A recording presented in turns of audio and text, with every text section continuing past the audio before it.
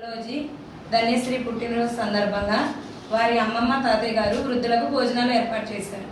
ధన్యశ్రీ ఇలాంటి పుట్టినరోజులు ఎన్నో జరుపుకోవాలని అందరూ విష్ చేయండి. అలాగే వీరు పోయిన సంవత్సరం కూడా ఇదే టైంలో ఇక్కడే పుట్టినరోజు చేసుకున్నారు. అలాగే వృద్ధులకు కూడా భోజనాలు ఏర్పాటు చేశారు. మన వృద్ధులకు ఇలాగే వాళ్ళకు కొన్ని కార్యక్రమాలు చేస్తారని కోరుతున్నాం. క్లాప్స్ కొట్టండి. మరి అందరూ హ్యాపీ బర్త్డే టు